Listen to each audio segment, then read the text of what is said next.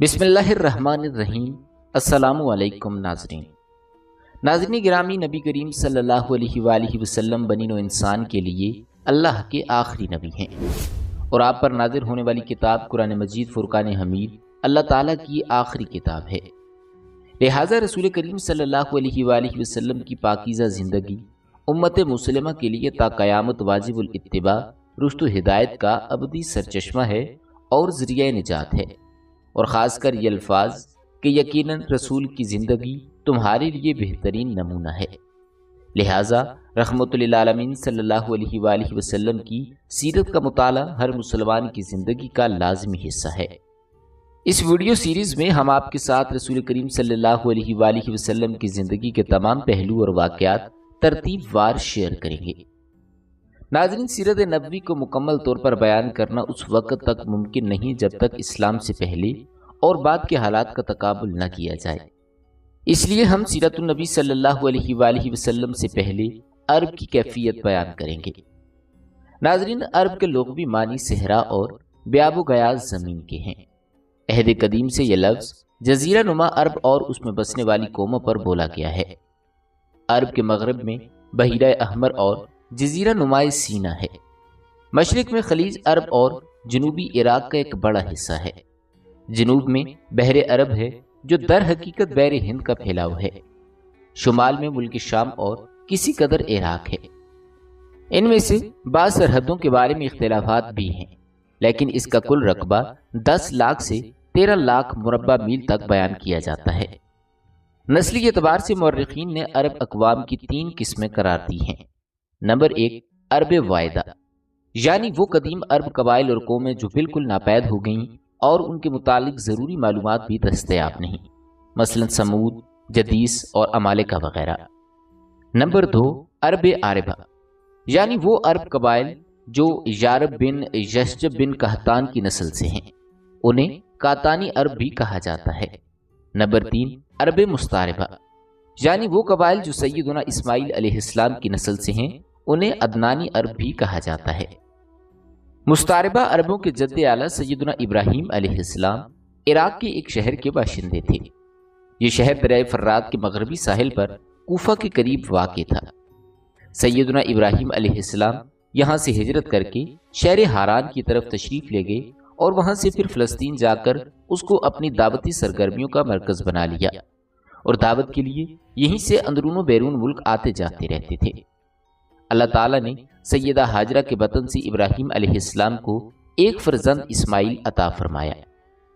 جناب ابراہیم علیہ السلام سیدہ ہاجرہ اور جناب اسماعیل علیہ السلام کو لے کر حجاز کی طرف تشریف لے گئے۔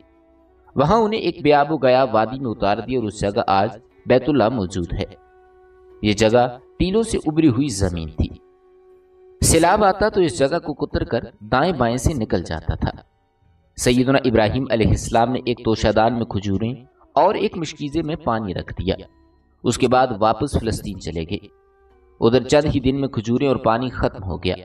سخت مشکل پیش آئی، مگر اس مشکل وقت میں اللہ تعالیٰ کے فضل سے زمزم کا چشمہ پھوٹ پڑا اور ان کے لیے خوراک کا سامان بن گیا۔ حضرت اسماعیل علیہ السلام جب جوان ہوئے تو جرہم قبیلے سے عربی سیکھ لی۔ یہ قبیلہ وہاں پانی دے کر آباد ہوا تھا۔ اس قبیلے کے لوگ انہیں پسند کرنے لگے تو ان لوگوں نے اپنے خاندان کی ایک خاتون سے ان کی شادی کر دی۔ اسی دوران میں سیدہ ہاجرہ کا انتقال بھی ہو گیا۔ اللہ تعالیٰ نے حضرت اسماعیل علیہ السلام کو 12 بیٹے عطا فرمائے۔ ان 12 بیٹوں سے 12 قبیلے وجود میں آئے اور سب نے مکہ میں ہی رہائش اختیار کی۔ ان کے حالات زمانے کی گرد میں دب کر رہ گئے۔ صرف نابد اور کیدار کی اولاد گمنامی سے محفوظ رہیں۔ کیدار بن اسماعیل علیہ السلام کی نسل مکہ معظمہ میں پھیلتی پھولتی رہی، یہاں تک کہ عدنان اور پھر ان کے بیٹے ماد کا زمانہ آ گیا۔ عدنان نبی کریم صلی اللہ علیہ وآلہ وسلم کے سلسلہ نسب میں 21ویں پشت میں آتے ہیں، اور یوں چلتے چلتے بنو اسد بن حزیمہ اور کنانہ بن حزیمہ کے قبائل وجود میں آئے۔ پھر کنانہ سے قریش کا قبیلہ وجود میں آیا۔ یہ قبیلہ فخر بن مالک نظر بن کنانہ کی اولاد ہے۔ پھر قریش بھی مختلف شاخوں میں تقسیم ہوئے، جن سے 4 ذیلی قبیلے وجود میں آئے، یعنی عبد الشمس، نوفل، مطلب اور ہاشم۔ انہی ہاشم کی نسل سے اللہ تعالیٰ نے ہمارے نبی کریم صلی اللہ علیہ وآلہ وسلم کا انتخاب فرمایا۔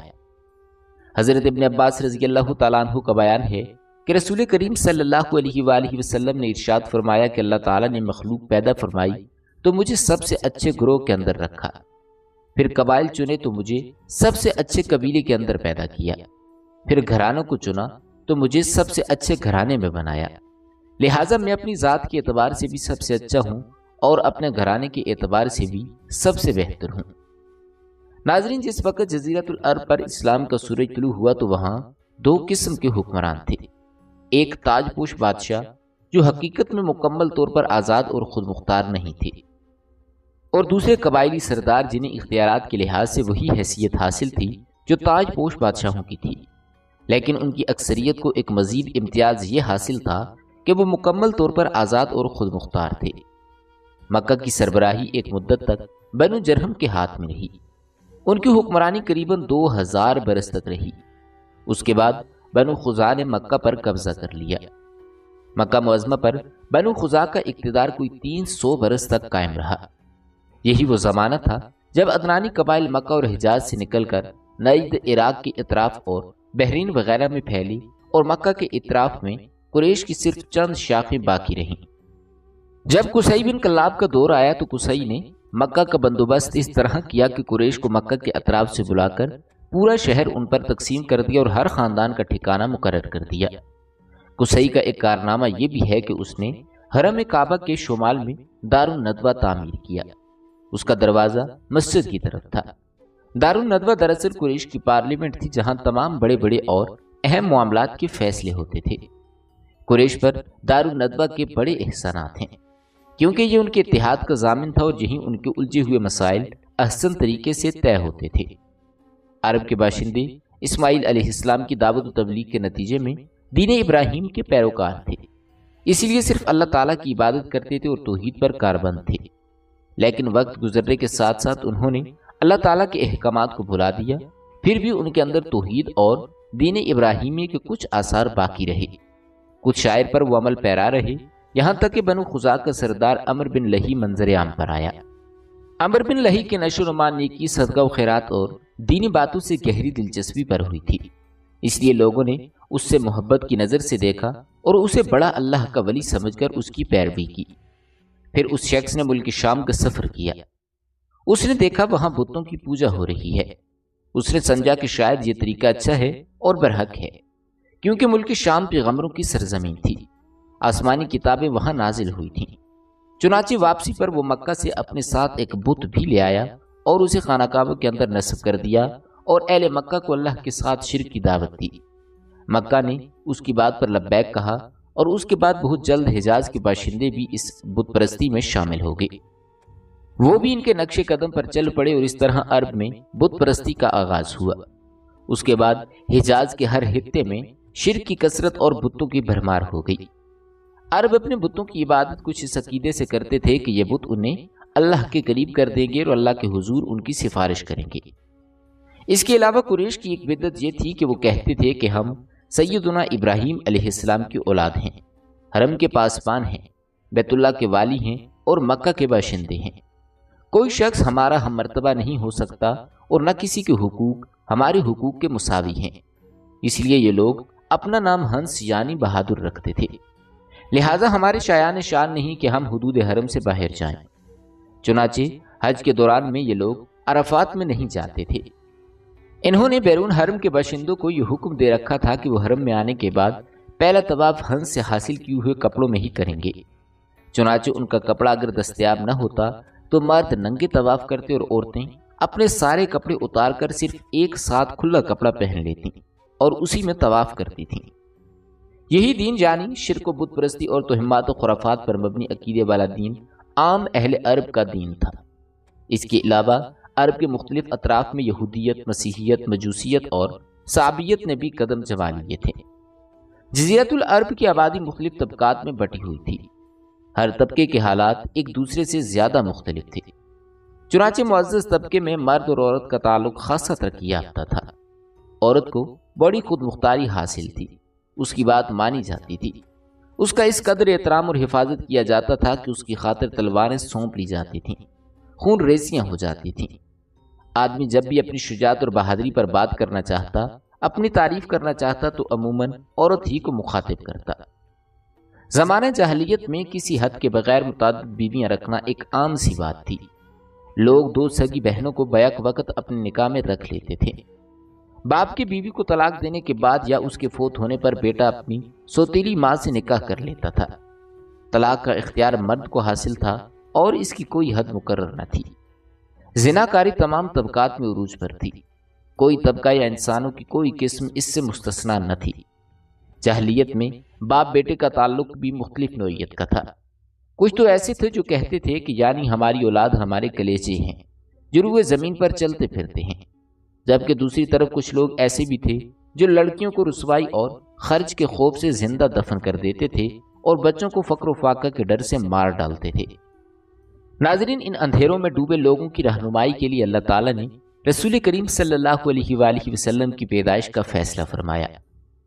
رسول کریم صلی اللہ علیہ وآلہ وسلم کا یوم ولادت مختلف علماء کے مطابق 8، 9، 12 اور 17 ربیع الاول ایک عام الفیل بیان کیا جاتا ہے، لیکن زیادہ تر علماء کا اجتماع 12 ربیع الاول پر ہے۔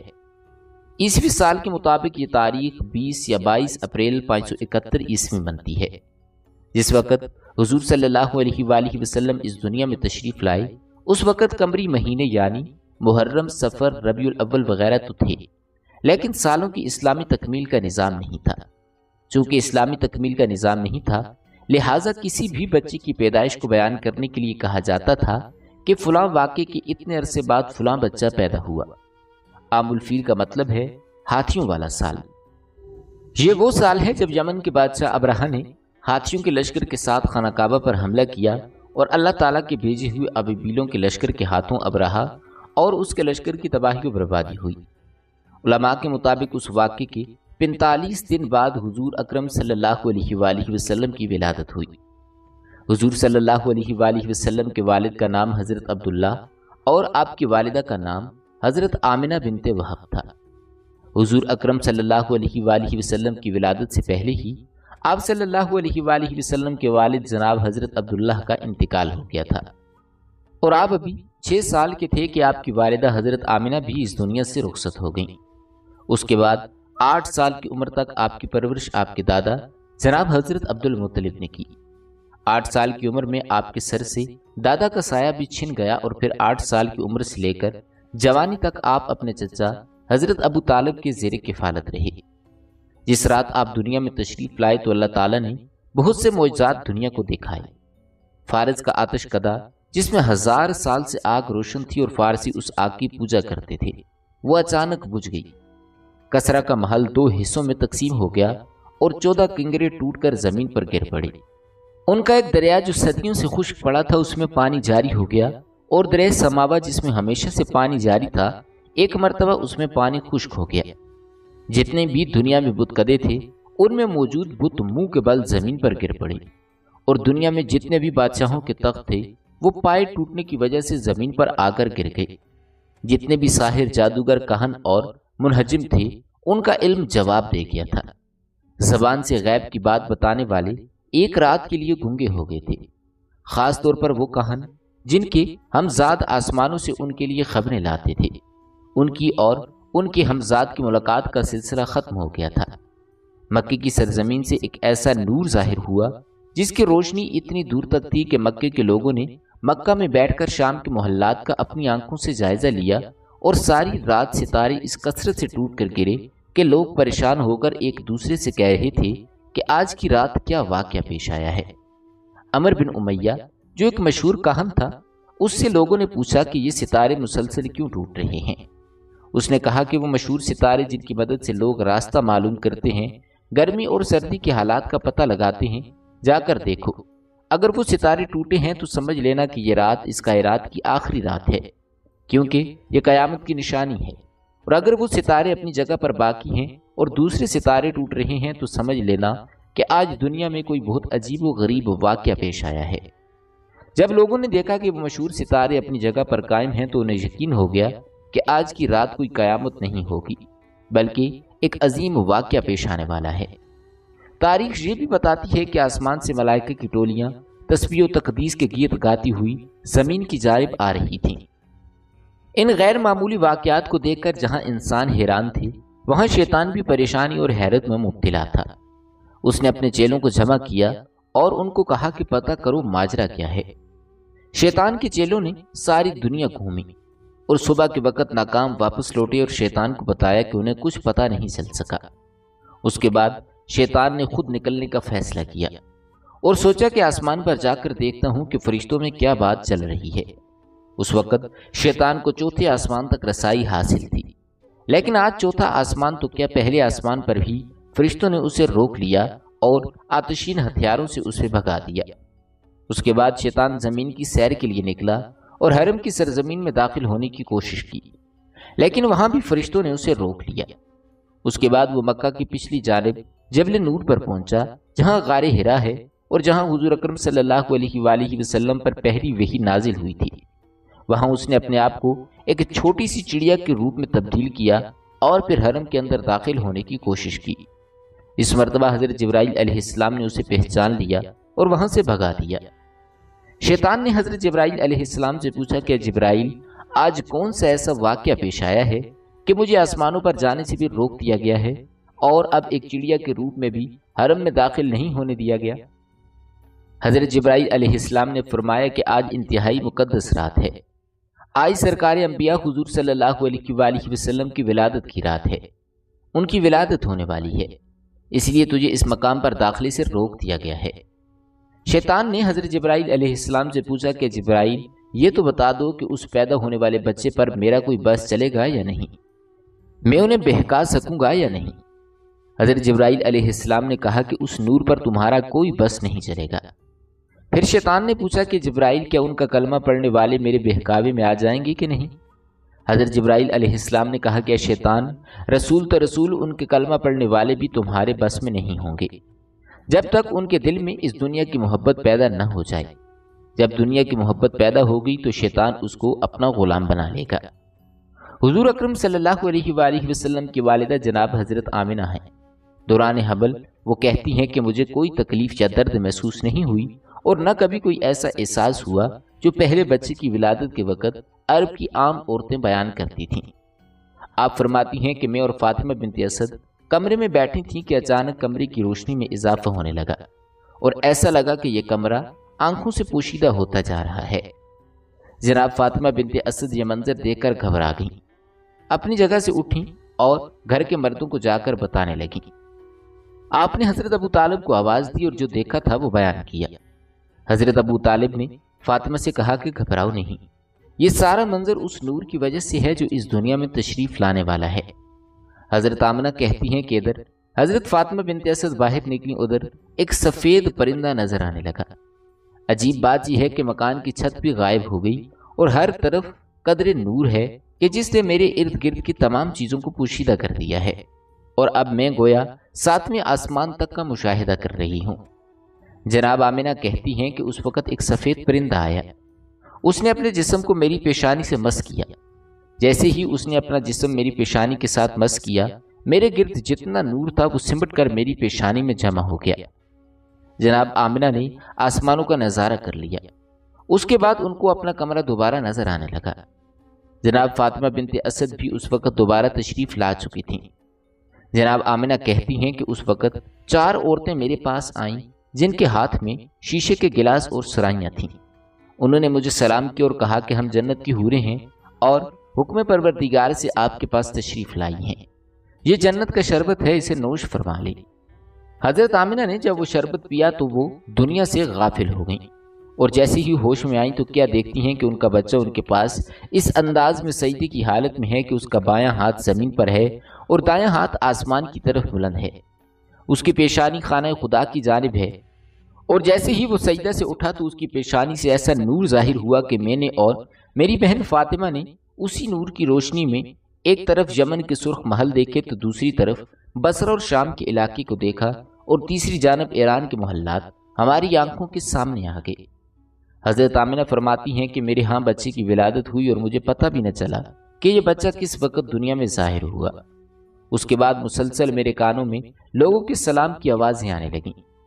आप फरमाती हैं कि मैंने उन 4 हुरों से पूछा कि ये लोग कौन हैं जो सलाम कर रहे हैं। उन्होंने कहा, ये फरिश्तों की टोलियां हैं जो सलाम करने आ रहे हैं। उसके बाद उन 4 हुरों ने कहा कि हम इस अमानत के जिब्राइल और मिकाइल अलैहिस्सलाम के सुपुर्द करके वापस जा रहे हैं। उन 4 हुरों में से एक ने बच्चे को अपने हाथ पर लिया और फिर आने वाले एक नौजवान की गोद में डाल दिया। मुझे बताया गया कि यह हज़रत जिब्राइल अलैहिस्सलाम हैं।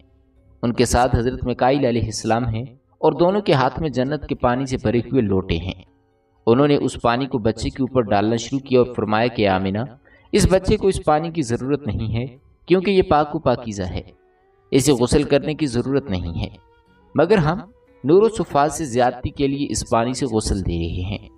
जनाब आमिना कहती हैं कि मैंने देखा कि बच्चा खतना शुदा है, नाफ कटी हुई है और ये बच्चा पाक व पाकीज़ा है। हज़रत जिब्राइल और मिकाइल अलैहिस्सलाम अभी नहलाने से फारिग हुए थे कि अचानक आसमान से एक सफ़ेद रंग का बादल नमूदार हुआ और उसने उस बच्चे को छुपा लिया। उसके बाद मेरे कान में किसी ने कहा कि इसे ले जाओ और दुनिया के पहाड़ और जंगल दिखाओ और हर एक से कहो कि ये तुम्हारा आका और सरदार है, तुम्हें इसकी इताअत करनी है। एक लम्हे बाद वो बादल जिसने बच्चे को पोशीदा किया हुआ था हटा और बच्चा सब्ज रंग के एक गहवारे में लेटा हुआ नजर आया। यकायक मैंने देखा कि एक दूसरा बादल नीचे आया और उसने फिर उस बच्चे को पोशीदा कर लिया। फिर किसी ने मेरे कान में कहा कि इसे ले जाओ और दुनिया में जितने चरिंदे परिंदे दरिंदे औलिया और नेक इंसान हैं उन सब को इसकी पहचान कराओ और उनसे कहो कि ये तुम्हारे आका और सरदार हैं, तुम्हें इसकी इताअत करना है। थोड़ी देर बाद वो बादल भी हट गया और मेरा बच्चा उसी अंदाज में गहवारे में लेटा हुआ है। जनाब आमिना कहती हैं कि इस दौरान जबकि मेरे कमरे में इस तरह के मोइज़ात पेश आ रहे थे, मक्का की सरजमीन पर भी कुछ अजीब व गरीब वाक़यात पेश आए। सुबह का वक़्त है, मक्का के काफिर अपने घरों में आराम कर रहे हैं और हुक्म परवरदिगार से जन्नत से इस दुनिया के लिए 4 झंडे भेजे गए। पहला झंडा कोहे काफ पर लगाया गया, दूसरा झंडा कोहे अबू कबैस पर लगाया गया, तीसरा झंडा खाना काबा की छत पर लगाया गया और चौथा झंडा बैतुल मुकद्दस पर लगाया गया। जिब्राइल अलैहिस्सलाम उस वक़्त जन्नत से एक कंदील, एक शमादान और एक झालर लेकर आए और उसे काबा के दरवाजे पर लटका दिया और परवरदिगार की जानिब से जन्नत से याकूब सुर्ख का बना हुआ एक खैमा हज़रत अब्दुल मुत्तलिब की खिदमत में भिजवाया गया। यानी आज की रात मक्का की सजावट हो रही है, मक्के को सजाया जा रहा है। सुबह के वक़्त मक्के वाले उठते हैं और हैरान हो जाते हैं कि रात के वक़्त हमने क्या अजीब व गरीब वाक़यात का मुशाहिदा किया, मगर अब तो हमारे ही शहर में ये कंदीलें आ रही हैं। आखिर इतना खूबसूरत झालर कहाँ से आया, ये खूबसूरत झंडे कौन लगा गया? और जब हज़रत अब्दुल मुत्तलिब के घर के सहन में सुर्ख याकूत का खैमा देखा तो अक्सर सरदारान मक्का के दिल में हसद की आग भड़क उठी कि हर कीमती चीज़ अब्दुल मुत्तलिब को मिल रही है, जो नेमत भी है उन्हें मिल रही है, तो दुश्मनी का जो सिलसिला चाहे जमजम खोदते वक्त शुरू हुआ था वो मजीद बढ़ गया। गर्ज ये कि जब ये रात ख़त्म हुई और रसूल खुदा की विलादत हो चुकी थी तो सारा मक्का जगमगा रहा था और हज़रत अब्दुल मुत्तलिब अपने मकान में ये इंतज़ार कर रही हैं कि मेरी बहू आमिना की तरफ से मुझे क्या पैगाम मिलता है। दूसरी तरफ सारा मक्का काबा के बाहर जमा है। एक यहूदी आलम खाना खुदा के बाहर बेचैनी और बेकरारी के आलम में टहल रहा है, एक एक से सवाल कर रहा है कि क्या कल तुम्हारे हाथों किसी बच्चे की विलादत नहीं हुई? सब लोग उसे पागल समझ रहे हैं कि इस सवाल का आखिर मकसद क्या है। उसने कहा कि मेरा इल्म गवाही दे रहा है कि कल मक्के में कोई बच्चा पैदा हुआ है, तो बस बनी इसराइल से पैगम्बरी ख़त्म हो गई है। यहूदियों के लिए हमेशा हमेशा की जिल्लत उनका मुकद्दर बन चुकी है। मुझे परेशानी इस बात की है कि वो बेचैनी से टहल रहा है कि मेरा कबीला हमेशा हमेशा के लिए जलील होने वाला है, पैगम्बरी हम में से ख़त्म होने वाली है। बार बार आता है और हर एक से सवाल करता है कि खुदा के लिए मुझे बता दो कि कल तुम में से किसी के यहाँ बच्चे की पैदाइश तो नहीं हुई? उसे हर एक ना में जवाब देता। आखिर में घबरा कर कहता है कि कोई यहाँ आने से बाकी तो नहीं बचा। लोगों ने कहा इंतजार करो, अभी सरदार मक्का आने वाले हैं, जब वो आए तो उनसे सवाल करना, बाकी सब तो यहाँ पहुंच चुके हैं। यहूदी आलम को पता चला कि हजरत अब्दुल मुत्तलिब के यहाँ पोते की पैदाइश हुई है तो बेचैन होकर हजरत अब्दुल मुत्तलिब को कहता है कि एक मरतबा मैं उस बच्चे की ज़ियारत करना चाहता हूँ, ताकि जिस मकसद के तहत मैं अपने वतन को छोड़कर इतने महीनों से मक्का में मुकीम हूँ वो पूरा हो जाए और मुझे पता चल जाए कि वाकई ही में ये बच्चा वही है। जनाब हजरत अब्दुल मुत्तलिब ने उस आलिम की बेचैनी को देखते हुए पैगम्बर इस्लाम को ایک گہوارے میں لے آتے ہیں۔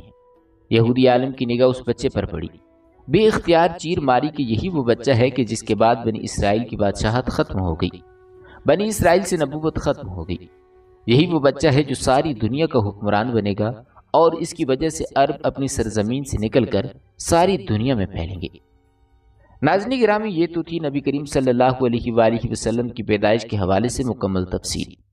انشاءاللہ اگلی ویڈیو میں ہم آپ صلی اللہ علیہ وآلہ وسلم کے بی بی حلیمہ سعدیہ کے گھر اور وہاں پر پیش آنے والے حالات اور معجزات کے بارے میں آپ کو بتائیں گے۔ امید کرتے ہیں کہ آپ کو ہماری آج کی یہ ویڈیو ضرور پسند آئی ہوگی۔ اسی طرح کی مزید ویڈیوز دیکھنے کے لیے ہمارے چینل کو سبسکرائب کریں۔ بہت جلد ایک نئی ویڈیو کے ساتھ ملتے ہیں۔ اپنا خیال رکھیے گا۔ اللہ تعالیٰ آپ کا حامی و ناصر ہو۔